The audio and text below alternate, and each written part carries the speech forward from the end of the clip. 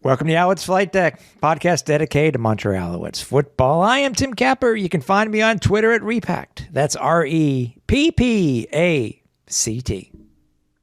And I'm Cliffy D. You can also find me on Twitter, but at Cliffy D.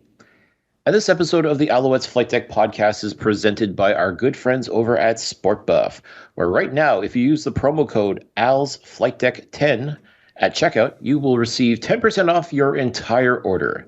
Head on over to www.sportbuffshop.com. Make sure you check out all the amazing CFL merchandise available, not just Alouette stuff, folks, but all 9 CFL teams, and support local. Have you missed an episode of the Alouettes Flightdeck? Don't worry. You can head over to our full archive over at www.alouettesflightdeck.ca. Also, check us out on Twitter. That's at Alouettes FLDeck. Facebook, do a search for Alouettes Flightdeck Pod. Instagram over at Alouettes Flightdeck. YouTube.com/Alouettes Flightdeck. And also, you can head over to our store where we just recently released the newest merchandise item for our If You Know, You Know line. Head over to teespring.com/stores/Owls Flightdeck and rep the merch for the podcast. Mm-hmm. Oh, wow. It was multiple days in a row last year. The different memories keep popping up on my Facebook page for the stuff that we did last year at camp. And slightly different than this year. But overall, I think it went pretty well. First and foremost, I want to give a shout out to everybody who joined us for our very first episode of Flight Deck Live from Flight Deck headquarters over in Trois-Rivières. If you haven't already, you can head over to our YouTube page and catch the 45-ish minute show. But something brand new that we've always wanted to do. And we finally came to fruition. We hope to do a lot more of them. And again, Cliff, it's like I said before with the guys from the Turf District, just trying to get the thing set up for the very first time. Now we know a little bit more. It's just a matter of just tweaking things and making sure that for the next show, they go even better. Yeah, I think we kind of broke our cherry, if you will. Now we've got it out there. We did the thing. We know that we can do it. Now it's just a matter of just fine-tuning things a little bit, and now we can look back and say, oh, we should have done this, we should have done that. We know which steps we have to take in order to present a much more slick, a much more polished product. I mean, we were pretty much winging it because we weren't sure if we were going to be able to pull this or not. So I'm thankful that we took the chance. We rolled the dice. I mean, I'll be honest, folks. I think we did a good job. I know we can do a lot better, and I think we will do a lot better. It's just one of those things that, the more you do it, practice makes perfect, right? So yeah, to me, I think we're onto something here. I think, you and I, we had a blast doing it. It was so cool. The fact that our headquarters in Trois-Rivières, we were able to set up shop there and do this. Like, even though it felt like we were kind of doing it by the seat of our pants, so what? We figured, let's just go out there. Let's just do it. If we stumble, we stumble. But I think by and large, we did a pretty decent job, and I'm really, like you, I'm really looking forward to being able to do this again and just see how we can improve upon it and make a much more, as I said, polished performance for everybody to enjoy. Exactly. So again, we're hoping to have the second episode of Flight Deck Live as soon as possible. If you're curious to know our thoughts on the scrimmage game, you can head over there to YouTube and listen to the entire episode, or the entire show, live stream, I guess we could say. And but beyond that, as we mentioned, we did stay for one more day for practice. And it's funny. I love staying for practice, Cliff, and I don't know if it was a combination of lack of sleep, the cold.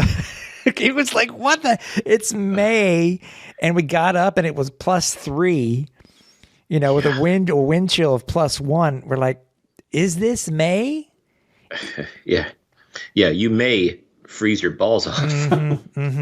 So, we were there, and I think I personally was getting tired near the end of practice itself. I mean, it's sure they say there's 2 sessions, but I think they just go straight through. There's no specific time where they're going to end session 1 and go into session 2 and stuff like that. So I think I had fun.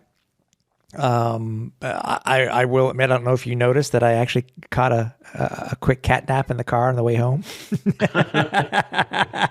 You were quite quiet. I'm not going to lie. So I figured as much. And but that's fine. But you know what made it good? And this is a not sponsored plug. Road Trip Radio on Sirius Satellite, baby. Could that be any better? Yeah, just great stuff. Absolutely great stuff. I mean, there were a couple of songs I'm like, is this really what do you think of when you think of a road trip? But I mean, by and large, the selection of music was really cool. I mean, definitely appropriate for road tripping. So yeah, definitely a must have. If you're a subscriber to SiriusXM, definitely make sure you tune into that channel if you're hitting the road this summer, going on vacation or whatnot. Like, it's just really good stuff. Yeah, hey, and the plus thing too is that if you have SiriusXM, you'll be able to get all the play-by-play for the CFL. This is very true. On Canada Talks, the channel, I think it's 167. They will be broadcasting all CFL games. It'll be basically taking the radio feed from the local, like from the home team, and putting it out there. But yes, folks, you can definitely listen to CFL games while you're in the car, driving to the cottage or going on vacation or wherever you may be, or even if you're stuck in traffic, because traffic right now in Montreal is such a nightmare. It is a nightmare. And I think they're doing it. I don't remember what's the station that they're doing it in French, because I think they do have the French language broadcast also. I just don't remember which channel it's on.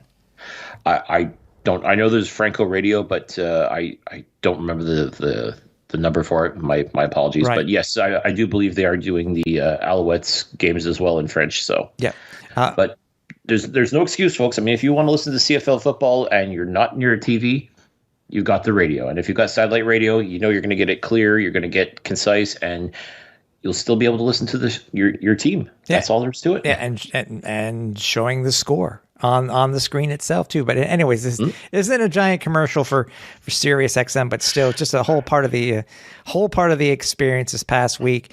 Before we get to the big news, speaking of music, what were your final thoughts on our last day at camp? Like you, I'm really glad we went, if only to see just a true honest to goodness session, because we were there for day one, and I think a lot of it was just kind of the working out the kinks and just starting to learn about your teammates and everything like that. Like, you really can't take anything away from day one when it comes to training camp. And we didn't get a chance to see the subsequent days and just to see how this team's coming together. But after watching the scrimmage game and seeing what we did there and seeing what we saw Monday during the two-a-day session that was happening, it's really starting to come together. I mean, I think this team's looking really cohesive. And the vibe I get from these players is kind of like it was last year, in the sense that this is a united front. This is a team that is going to stick together and stick with each other. And it's refreshing to see. It's encouraging knowing that these guys have each other's backs already. And not all of these guys are going to make the team. Let's be clear about that. There are a lot of guys that are unfortunately going to be shown the door. It's not because they're bad football players. It's just because there's so many good football players and only so many positions available. So unfortunately, the numbers game doesn't always work in your favor. So for this group to be together the way they are right now, and how they interact with each other, and just that general vibe of we're here to work, we're here to do something, and we believe in what we have right here. To me, that's one of my biggest takeaways, is that this team is ready. This team feels like it belongs. And even talking with the players afterwards, like, a lot of them they know that like the rest of the league seems to be sleeping on the Alouettes. Like, there's stuff that's been coming out and came out over the weekend as well. And a lot of people are just like, oh yeah, this team's going to be garbage. This team's not even going to be a contender. And we're laughing. We are laughing because, you know what? I think this team will be a contender. I think the way this team is sitting right now, I think they'll be competitive. They won't go 18-0. I can tell you that right now. And even if they were to go 0-18, I think it would be a very competitive 0-18. But I don't believe they're going to go 0-18 either. I think this is a team that's going to compete. This team is going to be in the conversation this year, folks. I truly believe that as it sits right now, there's a lot to like on this team, and it's just a matter of wait until the rest of the world catches up with them. Yeah, and we did notice too that obviously some guys have started to really make a name for themselves. Tyler Snead being one of them. I know that the team has been promoting him a little bit in their post game camp notes and whatnot, but it's all about what's coming up this obviously this Friday, which we'll talk about too in the first preseason game at Ottawa. It's going to be interesting because I said it doesn't seem to, somebody doesn't show up or somebody retires. It's not phasing this team. And they're already talking about how close knit these guys are. And it is not even the regular season yet. They've not even made final cuts yet. You know what I mean? Yeah. It really bodes well, I think, for this team down the line. Obviously we'll see more in week 2 when we have, with preseason 2, when we have our home game, and you'll have more of the starters playing, because we do know that there will be a lot of players, the regulars, who will not be playing this coming week. But that's okay. That's all right. It's just a matter of we want to see what these guys can do. We go from scrimmage to practice, and it was like night and day for Davis Alexander. Night and day for Davis Alexander. Wow. Oh my gosh. Yeah. I mean, we've been hyping this guy for a long time, since last year when we first saw him in training camp. We thought, okay, there's something to this kid. There's something special about him. And then when we saw him this year, we noted, okay, he's slimmed down. He's actually, well, it's funny. We think he's slimmed down, but in all reality, he actually put muscle on. Mm-hmm. And that zip on his throwing motion is just it's a chef kiss. Like this guy's got it. Like he's got that fire in him. And then when we saw him during the scrimmage game, yeah, he did not look his best. He looked kind of out of sorts. And even afterwards, like we're trying to be encouraging for the guy, and you could tell he was down on himself. He was like, man, that sucked. That was not me. I'm better than that. Like you could tell it bothered him. Like he's his own harshest critic. He's even said, and I respect that. And I said, listen, tomorrow's or the next day, whatever you want to call it, is another opportunity to get better. And that's what training camp is all about: is get 1% better every day, be better than you were yesterday. And sure enough, the Monday session, the Davis Alexander that we have come to know was back. Mm-hmm. Like whatever issues or whatever, whatnot that was bothering him on Saturday was gone by Monday morning. Like he was out and he was playing like his hair was on fire again. And you could tell afterwards, like we saw him and he was like, yeah, I'm back. I'm back. Mm-hmm. I'm like, good. Make sure you bring that to Ottawa, because I guarantee, man, I said I would not be surprised if Davis Alexander actually gets to start this coming Friday against the Red Blacks. It's very possible, and we have continuation of guys that made a name for them, which completely came out of nowhere last year, like Cole Speaker. Continues to play, looks to be very good despite the number change. We also were able to talk with, or at least you were able to talk with, recent pickup and draft signee Luau Ugoak.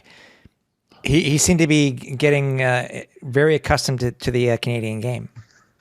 Yeah, right. Like you can just tell right away that he's putting his nose to the grindstone and ready to work. And very impressed with what I saw so far. I mean, after playing 4+ years in the States, I mean, there's certain things he's going to have to get used to in the Canadian game, but he seemed to pick up things pretty well. And he's surrounded by so much talent. I mean, he's surrounded by guys that are going to push him to work harder and be better. And he's another guy too that I think, given the opportunity, is going to make a lot of noise. And another name that I'm really excited to see in this preseason game this coming Friday. And also, I think we saw in one of the interviews too, we're talking about who's currently wearing number 87, Quantany Davis. He's getting used to the game itself. I mean, he talked about his basically his road trip to the CFL. Where he's overcome adversity. I think not only once but twice. I think, if I'm not mistaken. And he's done pretty well in camp also. So it means a lot more. Scrimmage means one thing, practice means another thing, but having an actual game where you get to hit players, it's going to mean the biggest thing when it comes to being able to evaluate these guys and decide who's going to be on this roster for 2023. And that was the other consensus I got from talking to the lot of players post practice on Monday was they're just itching now. They're itching to hit somebody. Like they're ready to get in someone's grill and make things happen. Like it's all well and good. Yeah, everybody looks good playing against your teammates. You know what I mean? Like even in a scrimmage game, like any outstanding plays, I'm like, yeah, that because you're given the chance to make outstanding plays. But in a preseason game, even though it doesn't quote unquote count, I mean, that's where you're going to get actual competition. That's where you're going up against another team, and their players are going to go in with something to prove, and they're going to want to make a case to be on that team. So for me, I'm really excited to see just what these guys that I hate the term bubble player when it comes to describing some of these guys because right now they really are. So I think it's a fair term. Well, I mean, I guess for lack of a better term, it's just bubble though would imply that maybe you won't make the team. I'm like, well, maybe they will. Maybe it's just a matter of giving them a chance to show what they can do. Because as I said, everybody looks good playing against your teammates. It's when you get out there against an actual opponent, against an actual adversary. That's where you separate, the chaff from the wheat, if you will. Mm-hmm. Like that's where you get to see who the real superstars are, who the real name players are, the guys that okay, this guy deserves a spot on the everyday roster, or at least on the practice roster. Right. And also, I think for the second time in a row for us, we got to speak with one of our running backs. After the scrimmage, it was Joshua Antwi, and on Monday it was Walter Fletcher. And again, they are all the same. Three-headed monster. I'm glad to be back with these guys. Walter's like, I'm glad I re-signed. I get to really show what I can do. Man, if you can get these three guys going, it's going to be very interesting behind the line of scrimmage when you have when you have two or possibly three of these guys all in the lineup at the same time. And let's not forget, Fletcher and Antwi were the stars last year for all intents and purposes. Yeah. I mean, everybody thinks about William Stanback, as well they should. And he came into camp too, slimmer and ready to go, like someone that really is on a redemption tour, if you will. But Fletcher and Antwi, they both came in too. Like you could tell they did a lot of work in the offseason. They were raring to go, and they want to make their case heard. They want to be running back number one. I mean, no disrespect to Stanback, but I mean, they want to be a part of this as well. And the impression we've gotten is, even though in the past head coach Jason Moss has kind of shied away from the run, he's not going to have a chance to shy away from the run this year. I think he's got to have no choice but to find a way to include all three of these guys in the offense in some way, shape, or form. Maybe not all three at once on the field, but I mean, if you can get two of the three guys at any time involved in this offense, I mean, that's just going to benefit Cody Fajardo, because this way, if he doesn't feel like he can find a receiver, he just has to turn around and hand the rock off to whoever's behind him in the backfield, and they're going to make some stuff happen. So to see these three guys all on the same page, all raring to go, and just excited, and they want to get out there and they want to hit somebody. They're ready for some actual competition. So to me, that does my heart good. It's exciting to see that fire, that energy. And you know what, folks, like this running back core is simply outstanding. I will put them up against any of the other running back rooms in this league. And I tell you what, I think this year, whether it's Stanback, Fletcher, or Antwi, or all three of them, they're going to do some major, major damages to defenses this year. Yeah. But hey, if you ever have a chance, whether it be heading up to Trois-Rivières during the rest of the time for preseason, or actually heading over to the Olympic Stadium for practice, go ahead, and if you have the chance, go ahead and do it, because it's a unique experience in itself. It's obviously a hell of a lot different than it is for that it is at game day, but you actually get to see. You can potentially see certain things that are being practiced that you may not necessarily see on a week-to-week basis, whether it be trick plays, whether it be fake punts, whether it be just something out of the ordinary. If they practice it, it's very possible that they may use it, and you can say, I saw when. So if you ever have a chance, go ahead and head over to the stadium, or head over up to Stade Diablos and check out a practice. a great example of that we saw on Monday. A lot of work with the hands team for onside kicks. Mm-hmm. I mean, that's one of those things that I don't think it's enough practice, especially based on the fact that an onside kick almost rarely works. Or at least it feels like it almost rarely works, that where you're able to recover the ball. To me, that's something that should be practiced. I won't say every day. Obviously not every day. It would be next to impossible, especially in the CFL when you only have a finite number of hours per week to practice. But it's one of those things that definitely needs some attention. Like I'd say at least once a week, there should be a few drills in place in order to practice that. And Byron Marchambault is, as we've discussed on many occasions, he's a special teams guru. Like he knows his stuff when it comes to that. So it did me good to see that being practiced. Not for very long, but long enough to say, okay, well, this is an important thing. This is something we're going to have to potentially deal with, and you got to get it right. Simple as that. So it was great to see that. I'm glad they're working on that, and I hope it's something that will continue throughout the regular season as well. Yeah, for sure. So the team has been teasing this for the past couple of weeks, even up to before they were announced their theme nights. That there was going to be this big, very well-known musical act that was going to be playing at halftime at the Alouettes home opener on June 10th.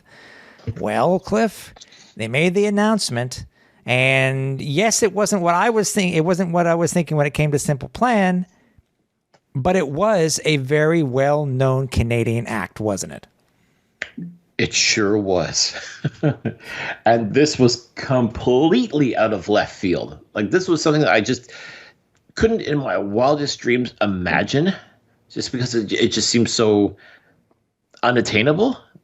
I want to say, like, there's no way in hell that anyone, I couldn't have imagined anyone within the Alouettes Brain Trust would have ever thought of this band. But ladies and gentlemen, if you go to the home opener, June 10th versus the Ottawa Red Blacks, at halftime, you will see none other than Our Lady Peace performing live at Percival Molson Stadium. Mm-hmm. Holy cow. I mean, now I'm going to be completely honest. I am a huge, huge fan of Our Lady Peace. I've seen them perform in 5 different Canadian cities. I've seen them multiple times, but I've seen them at least in 5 different cities. In Montreal, at least a couple times, and it's so funny. I was even thinking, like, when's the next time? Like, because I saw them last year in Chicoutimi, and a great show. I was very happy to get out there for that. And then I was thinking, like, when's the next time am I gonna see Our Lady Peace live? And take a look at their tour and everything. Like, might be a while still. And then lo and behold, this got dropped in our laps. Like, wow. Yeah. Wow. Yeah. You can get in for $27, see a football game, and see Our Lady Peace at halftime. I mean, oh my God. I mean, what was the last, I can't even remember the last time I ever paid, anywhere close to $27 to see Our Lady Peace. And then you throw a football game in there as well. Hello. Yeah. I mean, that's, talk about the best bang for your buck. The closest thing to me, and this is really going to date me, but the closest thing, I think it was paying $10 or $15, whatever it is, to go to Annie's downtown to see Maximilian. Wow. Maximilian. Yeah. And obviously we know what their big song was at that time. So, I mean, I was like, okay, this is pretty cool. Where did you hear the news first? Was it me sending you my text, or did you read it online first?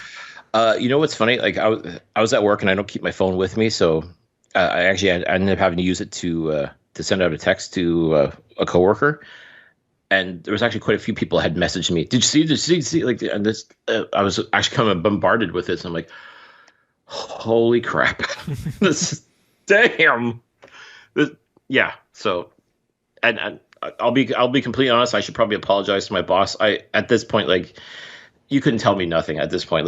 Like I'm so not concentrating on work. I don't care. The hell with it. Like, my God, Our Lady Peace is playing with the Alouettes. Holy jeez. Yeah. So yeah, as you can tell, I'm very, very excited with this Again, news. and this is not a slight. It's the PKP effect. It really is. It really is. With the other news that came across, from the interview that our president and CEO Mark Waitman did the other night on TVA Sports, a lot of this is because of this. We now have the ability to do this type of stuff, to be able to have these upgrades, to have these, to have an event game every home game. So it's. And let's face it, like in the past, the Alouettes have always said that they were going to bring out some big musical act. And to them, I guess a big musical act is whatever so band from Quebec that nobody throughout the rest of Canada have heard of, and they try to hype it up like it's the next big thing, and it's just never worked. I'm sorry, especially too when you look at, for example, as I said last year, the BC Lions had One Republic playing their home opener, and that's a pretty big name right there. I know this year, and they're actually planning to have another big name playing. They haven't announced it yet, but there's going to be another big name playing. I know the Saskatchewan Roughriders are trotting out Kim Mitchell. Okay. Well, I mean, that's if you're trying what to I'm bring saying, but still, it's following a trend. Right. I mean, like the idea is to make these events. I don't think Kim Mitchell is necessarily going to move the needle for the kids out in Saskatchewan. I mean, maybe Our Lady Peace won't do it either, but I mean, when you think about it, like Our Lady Peace is at least close to what the core CFL audience, like in that demographic, the two are one and the same essentially. So to me, that's what hits. And again, we were promised a huge act, and I would say Our Lady Peace definitely checks that box. I mean, you and I were thinking it was going to have to be somebody with Quebec roots, especially if PKP is footing the bill for this. Like you figure he's going to want someone that is world renowned but has true roots in Quebec, and that's why we thought Simple Plan or maybe Celine Dion. But you couldn't make an announcement like that and then come out with I'm not going to mention any small bands or anything like that because I don't want to come across as insulting, but you had to hit a home run with this. As I said, not a double, not a triple, but a home run. The way you were hyping this, you had no choice. You pretty much left yourself no choice but to hit a home run. And as far as I'm concerned, and my bias aside, Our Lady Peace is a home run. This is a home run acquisition for the Alouettes. Oh yeah. Or I guess we should say touchdown. Really, I mean home run baseball. There you go. But I digress. Yes. Go ahead. Let's go ahead and talk about the other news that was announced yesterday. Thanks to my Google News feed for being able to be finding this out. Our president and CEO Mark Waitman was on one of the TVA Sports talk shows, and he happened to mention a couple of things about what the team's looking to do, and with the ability to do what they can do now, now that having Pierre Capello as our owner. So it was announced that the video board at Percival Molson is going to be replaced this summer. It's not going to be ready in time for game one, but it will be ready this summer. I'm curious to know how much of a difference it's going to make, but we'll see. The one right now has served its purpose. It really has, with all the hullabaloo and the whole thing that went behind it just to get it up. It served its purpose. Also, they did actually announce the pre-game music acts, because they did say that they were going to be pre-game music acts before, and promoting it aside the halftime show. It's going to be France D'Amour and Deux Frères, and they'll be playing supposedly pre-game show for about 40 minutes. They're going to have up to 18 new items there in stadium, beers, things to eat, et cetera. And they're going to be also, it looks like they're going to be doing some slight upgrades to all the loges.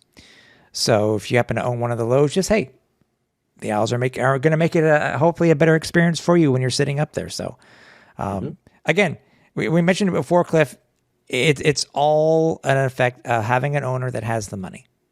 And hey, it's even if it's just the little things that make the improvements, I'm all for it.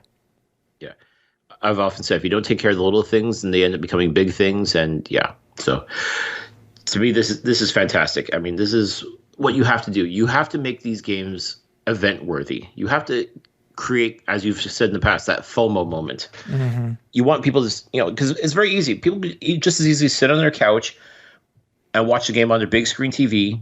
They don't have to wait in line to go to the bathroom. The beer's cold and a hell of a lot cheaper at home. So what do you have to do to get people off of their couch and into the stands?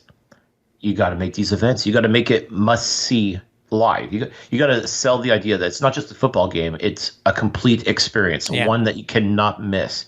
And when you do things like this, when you make the moves that you are, not just bringing in a huge event for the home opener, but making each and every home game an event. And if the Alouettes are able to successfully do that, not just this first game, but every other game as well, and convince more and more people that, hey, don't watch the game at home. Come to the stadium. If you don't, you're going to miss out on all these great things. And if the team is serious about promoting that and making it truly the must be place to be, the place to be during the summer and beyond in Montreal, that's going to be huge. And that's what's going to take to fill the stadium. That's what it's going to take to put money back in the coffers here. And for PKP to get a return on his investment, and he said he's prepared to take a loss. He realizes he's no doubt going to be taking a loss this year with the Alouettes, and it's going to take time for them to build themselves up. But you got to spend money to make money, and no doubt he's shelling out a fair bit to be able to provide this first game at least. And hopefully, just based on the strength of that alone, that'll be enough for people to say, yeah, okay, I want in. I went to this game. It was a great show. It was a great football game. The atmosphere was like nothing else. I want to come back for the next one and the next one and so on. Like that. That's got to be the goal. The goal is to fill the stadium each and every time and make every single one of these home games a must-see event. Mm-hmm. Do you think OLP will be enough to fill the stadium? Again, I'm extremely biased, so I want to say yes. I want to believe that. You may as well take the tarps off the seats on the upper decks because tarps haven't been up there in 2 years. My point is, you want to make sure that you've got every possible seat, and I truly, I fully admit my bias towards them, but I think this truly could make sure that this game is, if not completely sold out, it'd be very close to sold out because this is a name act. This is, as far as I'm concerned, something that will make people sit up and take notice. And who knows, you may get like true music fans that really want to see Our Lady of Peace that would be willing perhaps to sit through a football game. And if you provide that entertainment, you provide that value to them, that makes them say, you know what? Yeah, I was really good just going for the Our Lady of Peace show, but damn, this is fun. This is good stuff. This football is really interesting. I'll come back. I'll come to another game. And if you do that, and you just, as I said, just keep providing that same exciting atmosphere, creating those FOMO moments for fans, they'll come back and they'll keep filling it, and they'll tell a friend, and they'll tell a friend, and so on. And next you know, we've got a packed house each and every game. Yeah, so many different things this year, from all these modifications to the surprise, reveal that we're getting a new third jersey, which I know I mentioned last week. By the way, as we're talking, Mark Waitman actually was promoting the halftime show. The tailgate's going to be starting at 4:30, and the pregame concert is going to be starting at 5:45. Because I think kickoff is it kickoff that day? Is it 7? Is it 7 or 7:30 for the home opener? If it's a Friday night, I'm pretty sure it's going to be 7:30. The home game's on a Saturday, my friend.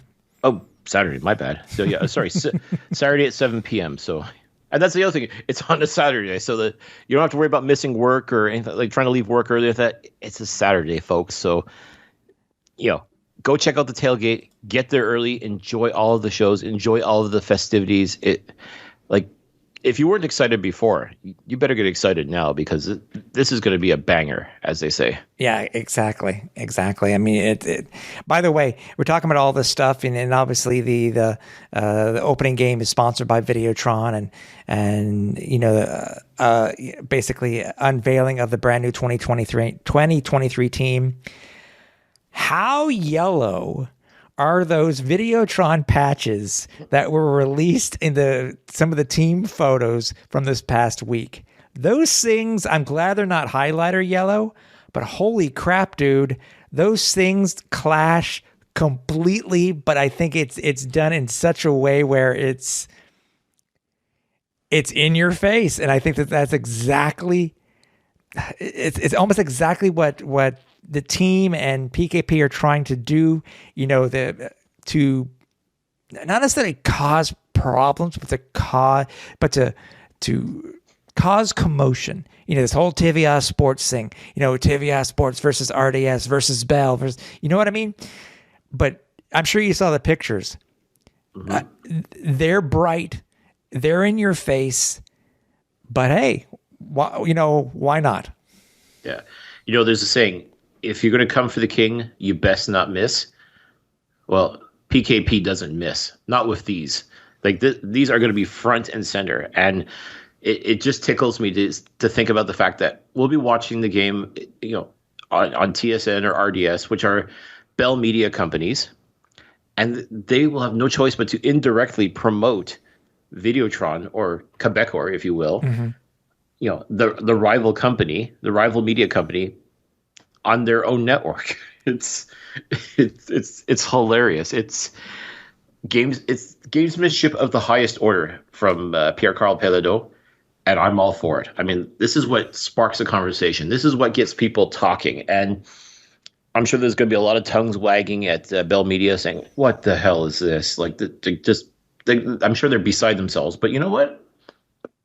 This is a statement. This is Pierre-Carl Pelledeau and Quebecor saying, yeah, we want to be a part of this. We want to be in the conversation here. We come 2026, when those TV rights become available, you best believe we're coming for them. We're going to do what we can to get, at the very, very least, the French language rights to mm-hmm. CFL games, if not the whole damn thing. Mm-hmm. By then, as I said, like if he's looking to grow his empire to throughout the rest of Canada and make Videotron a national company, and whether I don't believe you can make TVA Sports a national company in the sense that I don't know if they'll go so far as to create an English language sports channel.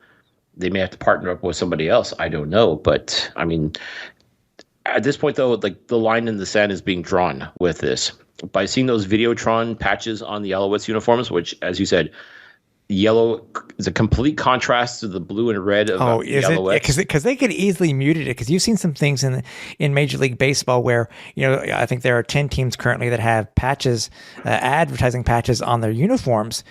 And I think I think the New York Mets, the colors that were originally there for the ones that they released were the colors of, I think it was of the Philadelphia Phillies, which is they're in the same division. So they muted it and made it, I guess, either alternate colors or closer to the colors for the Mets. Right. Videotron could easily have muted this. They could have gone with, a black patch with yellow border or yellow font. No, they went with what Videotron advertisements show. It's black on yellow. Yep. And it is what it is. It is what it is. You know what? It's not the most nice thing aesthetically. Yeah, as I said, it does clash. It really does clash with the blue, black, and rouge. So it's yeah. Yeah, I don't believe there's CFL fashionistas, so I'm not too worried about winning any contests in that regards. But there's no style points as far as I'm concerned in the Canadian Football League. But no, this is truly a statement. This is a man who now owns the Montreal Alouettes and wants to promote the team and wants to promote his company as well. And it's all about location, especially when it comes to advertising. Like you got to get eyes on your product. And what better way to do that than to draw attention immediately? Like right now, you're going to look and see that blue jersey with a bit of red on it, and then you're going to see this yellow patch on it. Like you're drawn to it, like a moth to a flame. You just can't help but look at it. And guess what? It says Videotron, and now all of a sudden you're thinking about Videotron. I mean, that's like I said. I was going to say you can't buy advertising like that, but yeah, I guess you can if you're the owner of the Alouettes. You can buy it. Exactly. So one of the biggest stories league wide this past week was the announcement of, I guess we could say, of the league's streaming service. There was everybody knows about the news that was announced earlier about a partial schedule being on the CBS Sports Network. Now, this was this thing that was touted, I guess, by Commissioner Ambrosi at least a couple months ago, talking about potentially going with a streaming service of some sort. Sure enough, that's what they've done. But the funny thing is that it's not including just necessarily the regular season, but it's also including the preseason. So there's the announcement of CFL Plus, and it includes the CFL preseason. For everybody. So any of the games that aren't on television, which isn't many when it comes to the preseason games, it's available to everybody free of charge. And then it'll be for regular season games, obviously outside of Canada, you'll be able to watch these games that aren't on CBS Sports Network on this streaming platform. And hey, after one game so far, when it comes to the preseason broadcast in Calgary, usually sometimes you would think that there would be a huge issue when it came to possibly running into glitches, it not working properly, because I've seen that many a time before already in the other leagues that I've watched before. They did a pretty damn good job. Agreed. All things considered. And again, you didn't have to do very much as far as I was concerned. And they did exactly what I thought they could have been doing as early as 10 years ago. Is just you take the feed from the video board and you broadcast that. You pair it up with the local radio station who will have their play-by-play crew in-house. And so if you tuned into the game, for example, this past Monday, Calgary versus Edmonton from McMahon Stadium, you got the radio feed from the Calgary Stampeders. You got the video feed from their scoreboard. That's all you need, really. I mean, it's not complicated. As far as I'm concerned, this is something they should have been doing a long time ago. Especially when you're only going to be broadcasting 2 or 3 games at the most. Before it was just you were lucky to get 4 or 5 games even from TSN or RDS, and now this year they had scaled it back to 2 games, which you're trying to promote your product. How the hell are you going to do that with lesser games?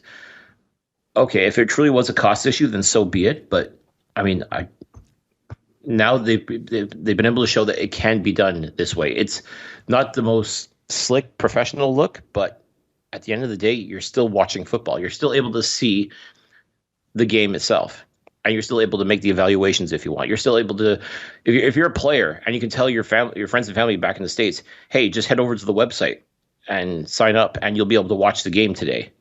That's huge, and that's another great avenue for coaches in the States and scouts in the States to evaluate players as well. I mean, it's just more just to see if only to keep tabs on certain players and seeing what they do with the limited opportunities that they will have in the preseason. This is excellent. And for fans too, this is what I'm sure there's a lot of fans that could give a toss about the preseason, and that's fine. If you don't like it, you don't like it. No one's forcing you to watch it. But for some people like myself who want to truly evaluate and assess the players that are in camp, as I said, to try and find the next superstars and see who is going to be the one that steps up or the one who fades away. The only way to do that is to watch both preseason games. And in the past, it wasn't always possible. You were lucky to listen to the radio. And I'm sorry, even the best play-by-play guys nowadays, I mean, it's not so easy to paint a picture and get the updates and to really get a real sense of what's going on. But now that's a thing of the past. Now, yeah, you'll still get the radio play-by-play to describe it with the actions, but now you get to see what's going on. You'll get to see the action. And to me, that's invaluable. And being able to watch it from your laptop, your tablet, or your smartphone, perfect. As far as I'm concerned, it doesn't have to be super fancy. It doesn't have to be all the bells and whistles. You just have to put the product out there and let people enjoy it. And you know what? I think as more and more people realize that they can do this and they can watch it, the production values will get better. The things it'll grow. This is something that is as bare bones as it can get, but has all the potential in the world to become something. If people are interested in it, then they'll watch. If they're not, then they won't. Simple as that. Yeah. Now it's not all perfect in my opinion. I mean, we'll see what happens during the regular season, especially for those. And people have asked, will I be able to watch this game after the fact? Preseason games, no, you can't.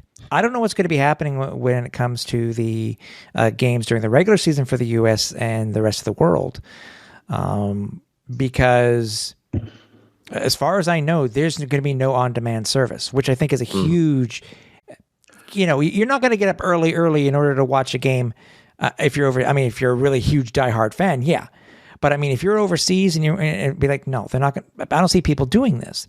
It's not going to be like us in Canada who will have access to the CSN, to the TSN Plus or Direct or whatever they're calling it now, the archive for the games.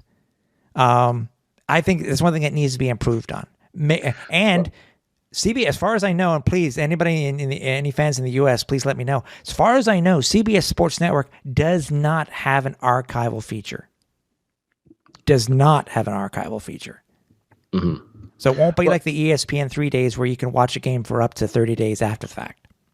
And that's not to say it won't ever happen. I mean, I think that's right now, no, you can't. But I mean, maybe that's a little bit part to it, as I said, creating that FOMO moment. Like you don't want to miss this game. Like now all of a sudden you've got no choice but to plan to watch this game. Whereas before maybe you would have taken it for granted. Like, oh yeah, I'll check it out later this week. No problem. Like, no, now it's like, well, if you want to see so-and-so play, you got to watch it right there and then. If you're in the States or or if you're abroad, it's become appointment television. And I have to believe, again, as this grows and as this becomes more and more of a thing, and depending on the number of people that are tuned in and invested in it, it may come to the point where they'll have no choice but to make it on demand and make sure that people can watch games at a later date if they absolutely have to. To me, I think it's just a matter of getting to know your audience, your potential audience, what they want, what they're looking for in a service like this, and eventually you'll have no choice but to tailor it to their needs. For me, I just want to see football being accessible to everybody. Mm-hmm. Like we're fortunate living in Canada, we can watch on TSN or RDS, and yes, we do have the opportunity to watch games on demand at a later date.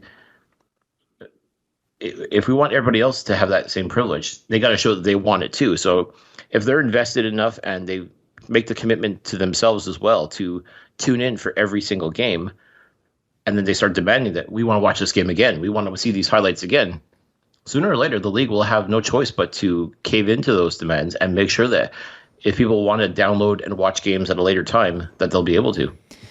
Also, the one of the few things about this announcement that really what I feel bad for is that I think this is the first time, and I really was not able to confirm the actual amount, the date itself, but I think this is like for the first time in potentially 40 years that the Grey Cup will not be on broadcast television because it's going to be streamed on this network. And again, please, if somebody knows better than I do, please tell me, because I think it's about 40 years, because I was trying to go back and check the history. What's your thought on that, Cliff? Because usually, the Grey Cup is a huge issue. It's a huge issue. Say for instance, if you are somewhere, you're on vacation, you don't have access really, to be able to watch the game. You won't be able to watch. You have to either try to find a place to watch it. If you're camping, watch it. You understand what I'm getting at. What are your thoughts when it comes to hearing that the Grey Cup will not be broadcast in the U.S.? and I guess we can say abroad, at least for the moment, for the first time in I think it's 40 years. Well, I think a lot can happen between now and November, so I'm not going to worry about it just yet. Perhaps it's one of those things that maybe they're being shopped around, and maybe we do end up seeing it on a actual network down in the States. Yeah, I'm surprised it's not going to be on CBS Sports Network. I thought that of all things with this deal, that it would have been on the CBS Sports Network. But anyways. Well, and as I said, a lot could happen between now and November. And just because it doesn't look like it's going to happen now doesn't mean things will change. And I think it really does come down to just how much viewer participation is a part of it. I mean, if nobody tunes in down in the States to the games on CBS Sports Network, then yeah, there's absolutely no... It's going to tell the TV network executives that, yeah, they don't care about this league. They don't care about this sport. Yeah, but just quickly, just as another reminder to you, because I know I mentioned it when we talked about the initial announcement, CBS Sports Network is not a part of the Nielsen family. So you're not going to be able to go and check the week, the weekend or the weekly sports ratings and see how well or how bad the game did on CBS Sports Network.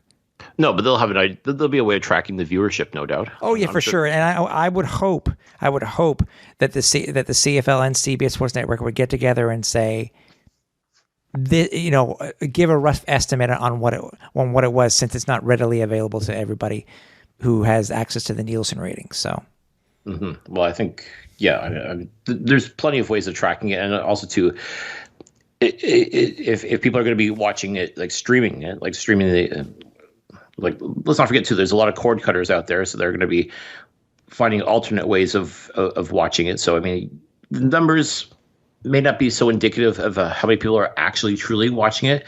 I think it's a matter of just getting fans engaged. And if you see that sort of engagement like on social media, and you see that people are actually talking about the games and saying that, yeah, I was watching the game on CBS Sports Network, or I was watching it online in some way, shape, or form, and just that buzz is being generated, then at some point, they're going to have to take a look at it. If there's enough of it, then they're going to have no choice but to make serious considerations when playoff time comes around and say, okay, well, we got this big championship game coming in November, and it sounds like a lot of people stateside are interested. What do we do? And then at that point, now you go to the networks and say, okay, well, we'll let you carry it, but you got to make it work for us as well. So it's going to be very interesting. As I said, a lot can happen. Truly, a lot can happen between late May and mid-November. Yeah. So I guess the only thing I could say is, if fans are truly interested in the CFL in the States and abroad, make sure you're tuning in to CFL Plus. Make sure you're watching the games. Make sure you're supporting if you got friends or family members that are playing in the CFL, make sure you're supporting them by tuning in. Make sure you're watching the games on CBS Sports Network. Make sure the league and the networks realize just how much this league and these players mean to you, that you want to keep watching them, that you're invested in them. And if enough people are showing that investment, they'll come around and they'll have no choice but to make something concrete, saying, yes, you can tune in to the Grey Cup on TV down in the States and abroad. Or they just say, no, well, listen, we're at least streaming it. You can at least watch it that way, and it's better than nothing. So I would say, too, make it available that you can actually stream it to your television. I know that at least I didn't see it. Please, then, if anybody else was able to do it, because I mean, yes, I could have streamed it from my browser to my television that has that I have Chromecast. From my phone, I had to do it directly from my phone, and wasn't able to stream directly, so to speak. I don't know if that was available or not. So people who if it was, let me know. But again, as you said, it's the beginning of something. We'll see what happens. So.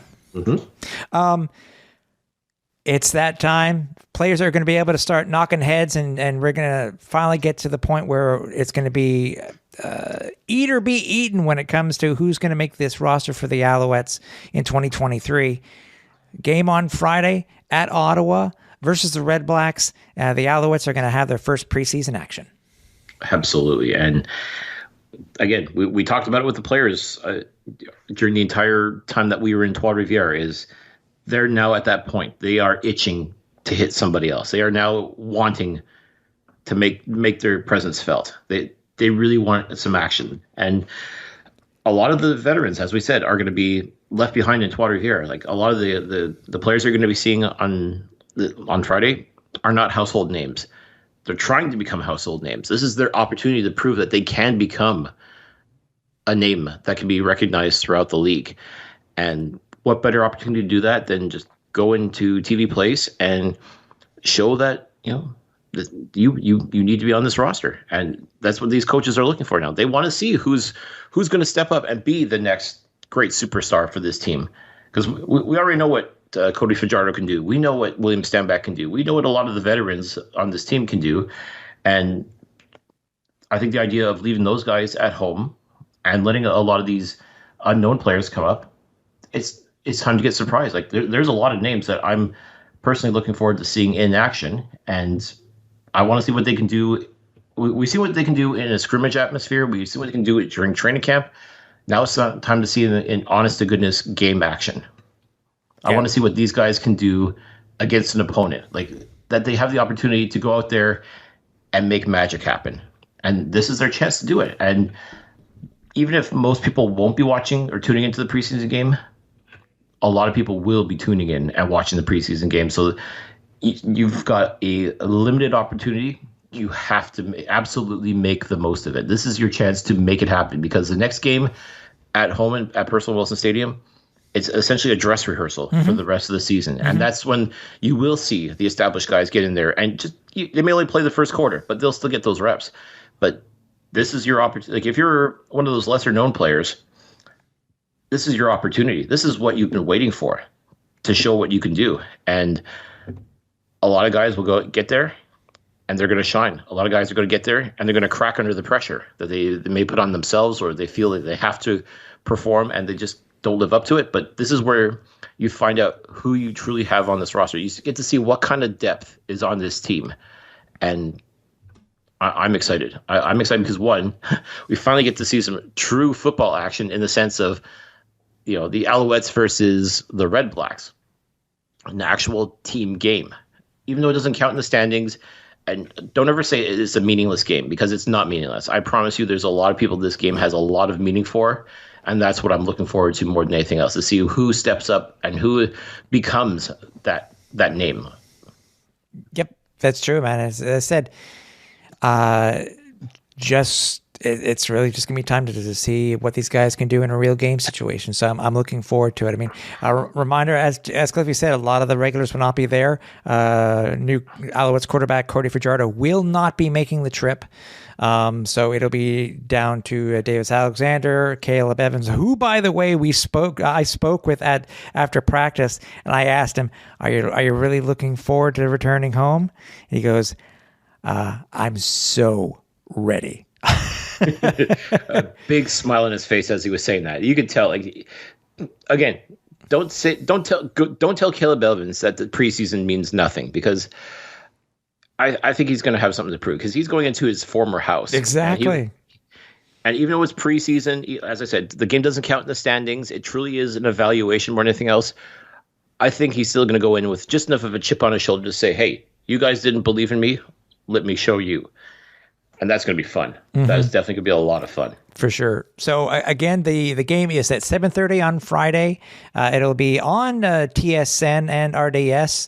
And I think it'll also be broadcast on TSN 690. And I can't remember the station that they have it on French. I apologize. I can't remember off the top of my head here.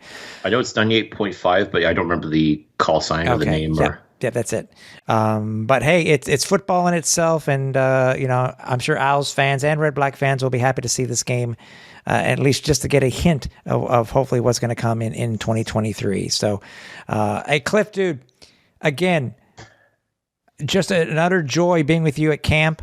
Our next stop obviously will be the game next week for our preseason opener, and then hey, from time to time at practice. But 2023 is coming so close to starting, and hey, I'm all ready for it. No, it's tremendous. Listen, this camp experience that we had this past weekend, it just fuels the fire as far as I'm concerned. Like I know a lot of people could give a rat's ass about training camp. And once again, I get that there's fans like that. They only care about the regular season and the superstars, and that's fine. That's no problem. But to me, the fun of training camp is to go there and see who will be the next superstar, who will be the guy that 2-3 years from now you're going to be buying his jersey because, oh my God, he's playing lights out football, and you saw him back when he was a quote unquote nobody in training camp, just a camp body, as they say.